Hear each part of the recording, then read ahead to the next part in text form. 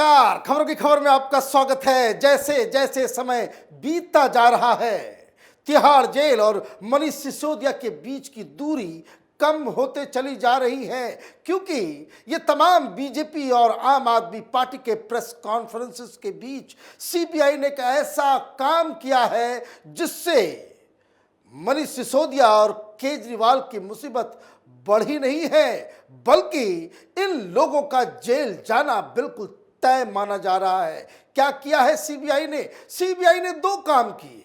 पहला काम यह किया कि लुकआउट नोटिस जारी कर दिया तमाम आरोपियों के खिलाफ, और जैसे ही यह खबर मीडिया में आई कि लुकआउट नोटिस जारी किया गया है, केजरीवाल का ड्रामा और आम आदमी पार्टी का नाटक अपने आप शुरू हो गया।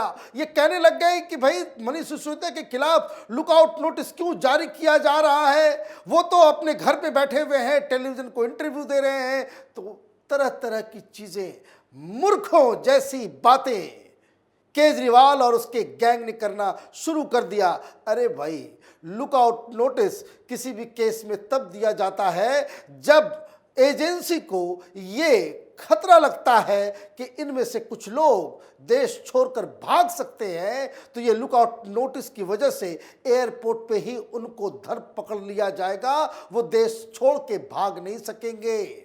केजरीवाल, क्या ये बताएंगे आप कि ये जो तमाम आरोपी हैं, जिसमें आपके बहुत ही चहेते लोग हैं, उनमें से दो हिंदुस्तान छोड़ के भाग चुका है, वो कहाँ है? कहाँ है वो? कहाँ आपने छुपाया?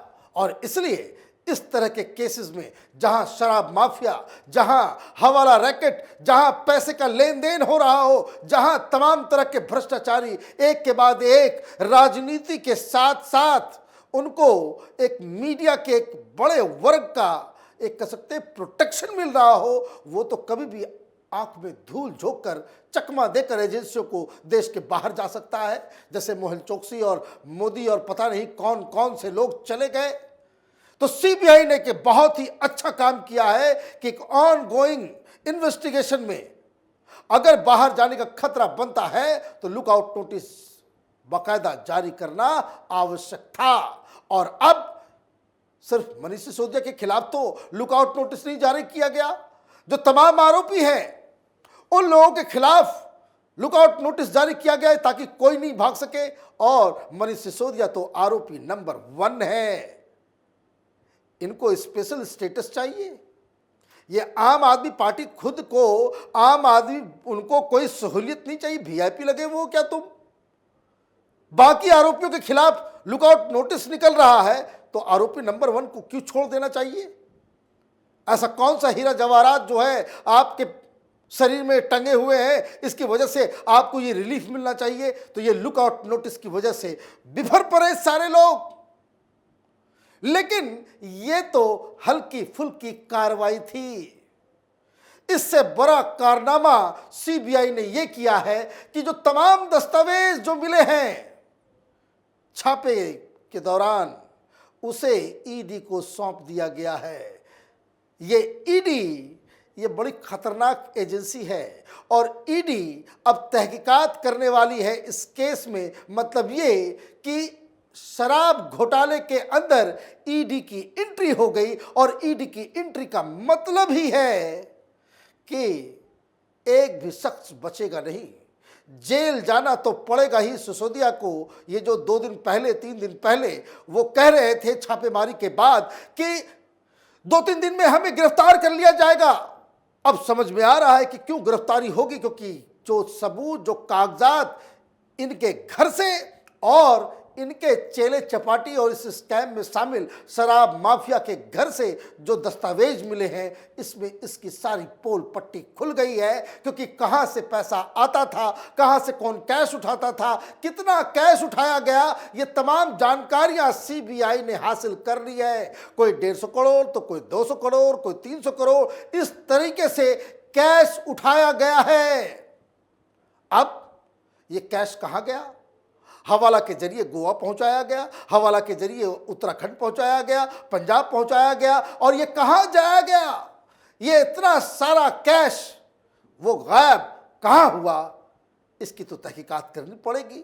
और चूंकि ये हवाला के जरिए ये सारा कुछ हुआ है, मनी लॉन्ड्रिंग का काम हुआ है, इसलिए ईडी की एंट्री हो गई है। मुसीबत ऐसी छाई है मनीष सिसोदिया के सिर पे कि वो अब बच नहीं सकते। क्यों नहीं बच सकते? क्योंकि सीबीआई के पास वो सारी जानकारी आ चुकी है कि किस तरीके से वो कौन कौन से लोग थे, किस तरीके से मनीष सिसोदिया और आम आदमी पार्टी के बड़े बड़े लीडर्स ने इस काम को अंजाम दिया।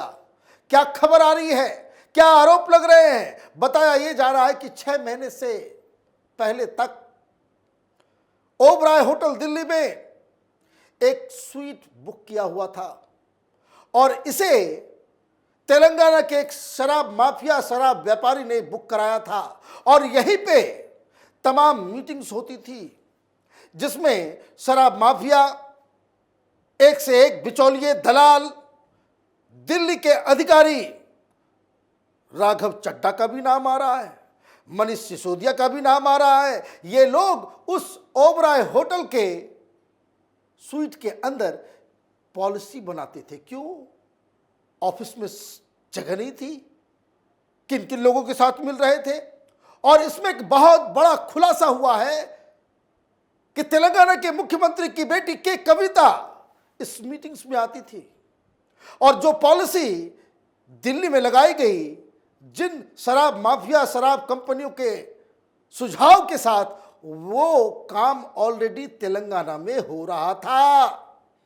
लूट मची हुई है पूरे देश के अंदर और इसी मॉडल को पंजाब में भी लागू किया जा रहा है, इसी मॉडल को बंगाल में भी लागू किया जा रहा है। ये केजरीवाल मॉडल है देश को शराब में झोंक देने का। ये इधर उधर की बातें करते हैं, उनको बताना चाहिए कि ये अमन ढल कौन है, क्योंकि ये बताया जा रहा है कि अमन ढल ने 50 करोड़ रुपए उसने आम आदमी पार्टी के लोगों को दिए। केजरीवाल को बताना चाहिए कि क्या अमन ढल को आप जानते हो?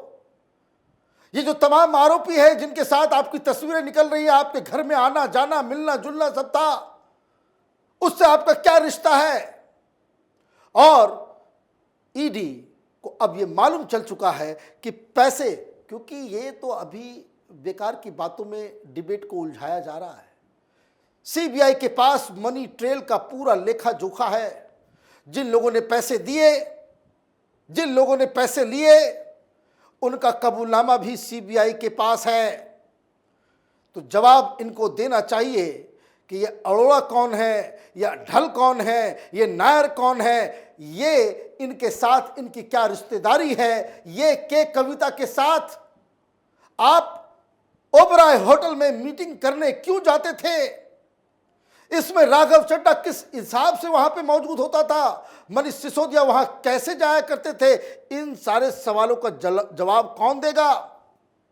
और इंफॉर्मेशन ये भी है कि जो L1 का जो कमीशन 2% से 12% किया गया, तो कमीशन आने से पहले ही आम आदमी पार्टी को, मनीष सिसोदिया को 150 करोड़ रुपए दिए गए, ये आरोप लग रहे हैं। सीबीआई ने इतने सारे कैश के ट्रांजैक्शन को चिन्हित किया है और इसके इन्वेस्टिगेशन के लिए ईडी की मदद ली है और तमाम कागजात को ईडी को सौंप दिया गया है। अब ईडी इसमें एक्शन लेगी, तो ईडी के एक्शन में तो पहला काम यही होता है, वो प्यार से पहले बुलाते हैं और बहुत ही कड़ाई के साथ जेल की सलाखों के अंदर डाल देते हैं इस तरह के भ्रष्टाचारियों को।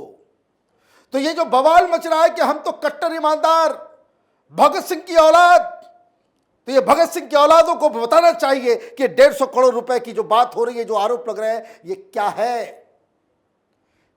इनको बताना चाहिए कि जो कंपनियां बैंड थी उनको आपने लाइसेंस क्यों दिए।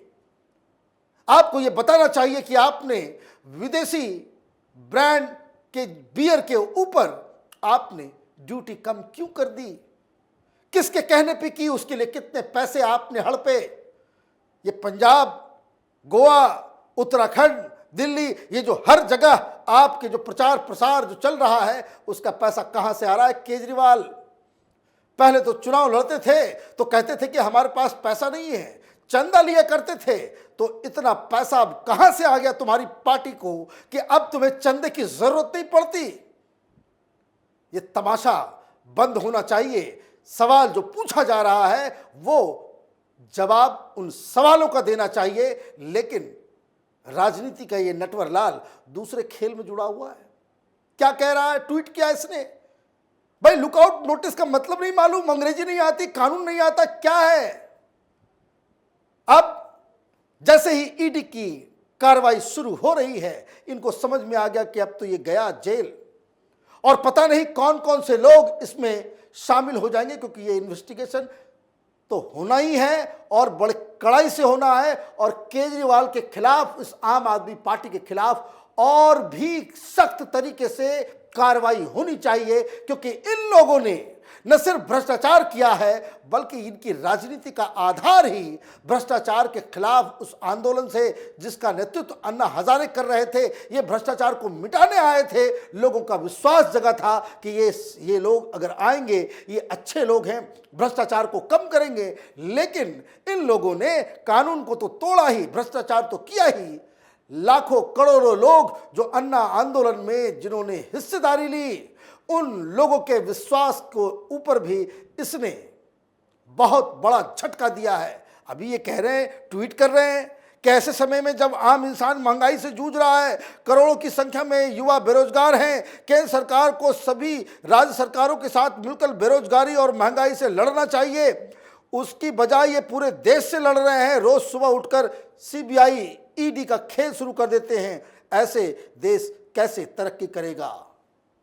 ऐसे ही तरक्की करेगा जिस देश में केजरीवाल, मनीष सिसोदिया जैसे नटवरलाल किस्म के लोग सरकार में रहेंगे, तो यह कार्रवाई जरूरी है।